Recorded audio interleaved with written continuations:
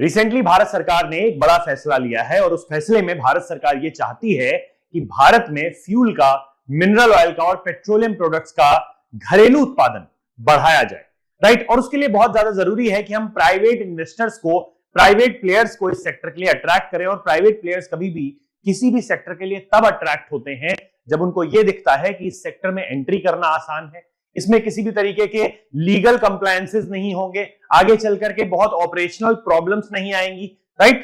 तो अगर हम प्राइवेट प्लेयर्स को फ्यूल प्रोडक्शन में लाना चाहते हैं तो यह जरूरी है कि उसके जितने भी स्ट्रिंजेंट रेगुलेशंस हैं हम दूर करें। अब अभी तक फ्यूल प्रोडक्शन या पेट्रोलियम प्रोडक्शन किस एक्ट से रेगुलेटेड था? वो था MMDR एक्ट, राइट। 1957 का एक्ट है। 1957 में आप जानते हैं कि सरकार का या स्टेट का कितना ज्यादा रेगुलेशन होता था हर एक चीज पर, तो इसी वजह से MMDR एक्ट माइंस से रिलेटेड एक्ट है और वो बहुत ज्यादा स्ट्रिंजेंट प्रोविजंस वाला है, राइट। उसी एक्ट से हमने पेट्रोलियम प्रोडक्शन और मिनरल ऑयल प्रोडक्शन को अलग किया है, डी लिंक किया है, जिससे कि पेट्रोलियम और मिनरल ऑयल प्रोडक्शन को हम घरेलू लेवल पर बढ़ा सकें, राइट। इसी को लेकर यह न्यूज है।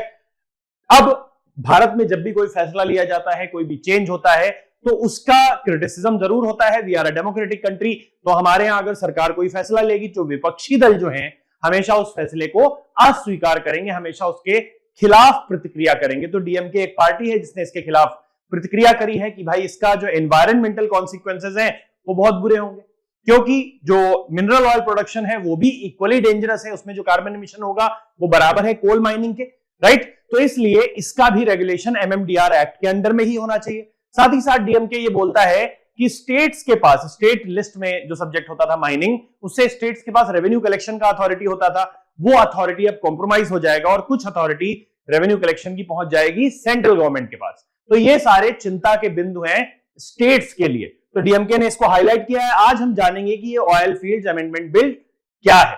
दोस्तों, मेरा नाम है Prakriti Tripathi and welcome to Chahal academy YouTube channel. So to boost domestic production of petroleum and mineral oils and attract private investment to reduce import dependency, right। Bharat का आप जानते हैं कि बिल, जो इंपोर्ट बिल है, वो बहुत ज्यादा बड़ा हो जाता है because of heavy import of fuel, right. हम क्रूड ऑयल का बहुत हैवी इंपोर्ट करते हैं, तो इसको ही रोकने के लिए हम क्या करना चाहते हैं? डोमेस्टिक प्रोडक्शन करना चाहते हैं, घरेलू उत्पादन करना चाहते हैं क्रूड ऑयल का, मिनरल ऑयल का और पेट्रोलियम का, राइट। जिसके लिए यह जरूरी है कि हम प्राइवेट इन्वेस्टमेंट इस फील्ड में लाएं।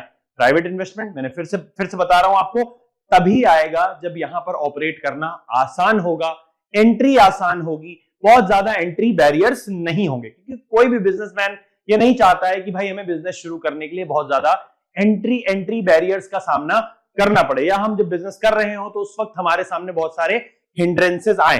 तो राज्यसभा ने इस बिल को पास कर दिया है। It is named as oil fields regulation and development amendment bill 2024। इसमें हमने ऑयल फील्ड्स को अलग किया है MMDR एक्ट से, right. The bill amends the oil fields act of 1948, separating it from mining laws under Mines and Minerals Act 1957, MMDR, Development and Regulation of Minerals and Mines, right?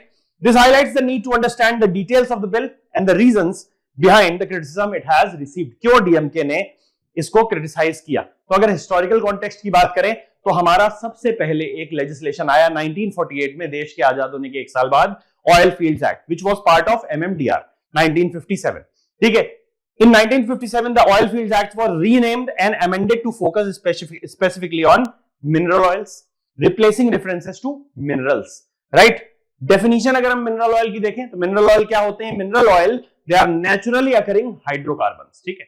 They are naturally occurring hydrocarbons which include crude oil, petroleum and natural gas. It excludes coal, lignite and helium occurring in association with the petroleum, right? Crude oil के साथ ही ये सब भी हमें मिलता है, but इनको ये एक्सक्लूड करता है पूरी तरीके से, ठीक है। ये मिनरल ऑयल नहीं होते। अब ऑयल फील्ड्स अमेंडमेंट बिल की अगर हम की पॉइंट्स जो हाइलाइट्स हैं उनके बारे में बात करें तो ये पेट्रोलियम लीज को बदलता है। मिनरल लीज से, माइनिंग लीज से हम किधर पहुंच गए? माइनिंग लीज से हम पहुंच गए पेट्रोलियम लीज की तरफ। तो यहां पर लीज जो है उसको, इसमें जो एंट्री है वो आसान बना दी गई है, उसके जो रेगुलेशंस है उनको कम किया गया है। तो हमने माइनिंग लीज टर्म को रिप्लेस करके पेट्रोलियम लीज टर्म यूज किया है under oil fields amendment bill, covering activities like prospecting, exploration, development and production of only mineral oils, बाकी माइनिंग एक्टिविटीज को साइड कर दो आप, ओनली मिनरल ऑयल्स का prospecting, exploration and development and production will come under oil fields amendment bill and petroleum lease, right. Private investment को बढ़ाता है, private investment को किस तरह बढ़ाता है, क्योंकि इससे जो existing mining lease will remain valid without alterations to disadvantage the lessee. Private investment को इस तरीके से बढ़ाता है क्योंकि एंट्री बैरियर्स कम हैं और जो लीज लेने का जो प्रोसेस है वो थोड़ा आसान है, प्लस ऑपरेशनल फ्लेक्सिबिलिटी ज्यादा है, ठीक है। सरकार सीधा आप यूनियन गवर्नमेंट के साथ इंटरेक्ट करोगे तो आपके सामने ऑपरेशनल फ्लेक्सिबिलिटी आसानी से आप ऑपरेशन कर सकते हो, एनवायरमेंटल क्लियरेंसेस आसानी से मिल जाएंगे क्योंकि ऑब्वियसली आप जानते हैं कि सेंट्रल गवर्नमेंट के पास पूरा का पूरा इंटायर मैकेनिज्म है जो उनको हेल्प करता है, right. Penalties for violation, there are penalties for violations also, the bill replaces criminal punishment, criminal punishment को खत्म कर दिया गया है विद फाइन्स फॉर वायलेशन, ठीक है, तो कंपाउंडेबल बना दिया गया है किसी भी ऑफेंस को। The penalties could reach up to 25 lakh rupees in total, और उसके अलावा 10 लाख रुपए पर डे, अगर वायलेशन को आप कंटिन्यू करते हो तो 10 लाख रुपए पर डे आपको देना पड़ सकता है वायलेशन करने पर। क्रिटिसिज्म क्या हुआ है कि स्टेट्स का जो राइट था टैक्सेशन का माइनिंग में, क्योंकि लैंड किसका है, स्टेट का है, तो इसलिए जो टैक्सेशन पर स्टेट्स का राइट था वो उनसे छीन लिया गया, ऐसा डीएमके जैसी पार्टीज बोल रही हैं। अभी सुप्रीम कोर्ट ने रिसेंटली जुलाई 2024 में एक डिसीजन दिया था और उन्होंने बोला था कि states have exclusive power to tax mining activities under entry 50 of the state list of the constitution. तो अभी सुप्रीम कोर्ट का डिसीजन आया और उसके बाद अचानक से सेंट्रल गवर्नमेंट ये बिल ले आई, राइट। कहीं ना कहीं इसके पीछे दोनों रीजंस हो सकते हैं कि सेंट्रल गवर्नमेंट का रेवेन्यू भी बढ़ाना है उन्हें और साथ ही साथ हमारे देश में जो घरेलू उत्पादन है वो भी बढ़ाना है फ्यूल्स का, right.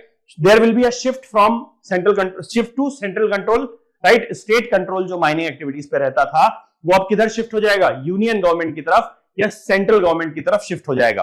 Bye framing the oil fields act around petroleum leases and mineral oil, some argue the bill might fall under entry 53 of the union list, shifting jurisdiction to the centre, right. State से centre की तरफ shift हो जाएगा, centralisation किया जा रहा है, ठीक। क्रिटिसिज्म और क्या है, एनवायरमेंटल कंसर्न्स हैं, ठीक, क्योंकि बहुत आसानी से पेट्रोलियम लीजेस दी जाएंगी, सेंट्रल गवर्नमेंट अपने मनमानी से देगी, उनको उस एरिया के बारे में इतना आइडिया है नहीं, तो इस वजह से एनवायरमेंटल कंसर्न्स भी बढ़ सकते हैं।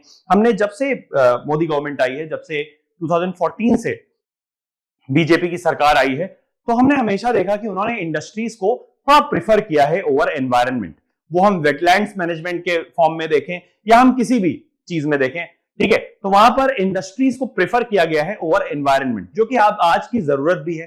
भारत एक ऐसा देश है जहां पर एक बहुत बड़ी आबादी है जिसको रोजगार चाहिए। अब रोजगार चाहिए तो इंडस्ट्रीज को प्रमोट करना ही करना पड़ेगा, क्योंकि अगर इंडस्ट्रीज नहीं होंगी तो रोजगार नहीं होगा, राइट। और उससे बहुत बड़ी समस्याएं क्रिएट हो जाएंगी जो कि एनवायरमेंटल प्रॉब्लम से ज्यादा बड़ी है।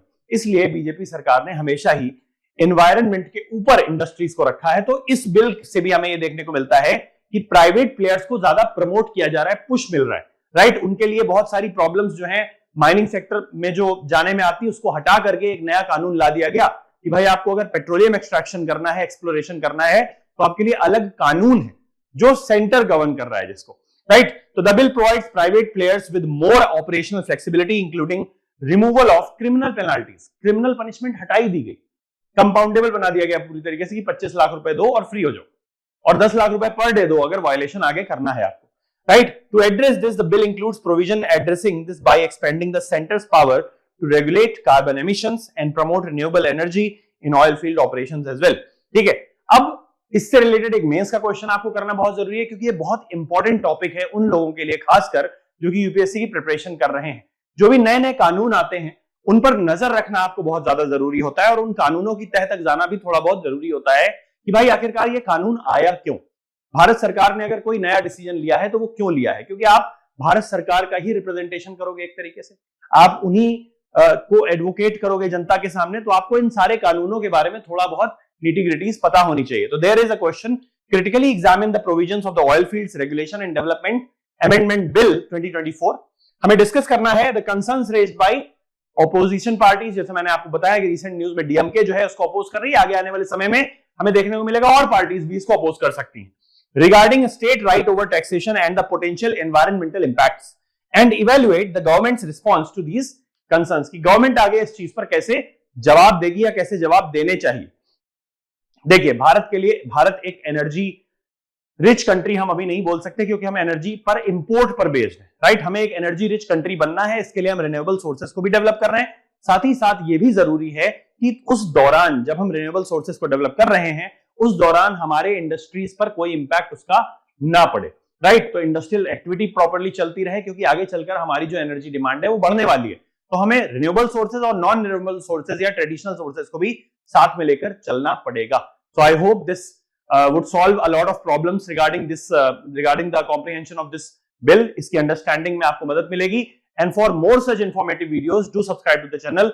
Thank you so much.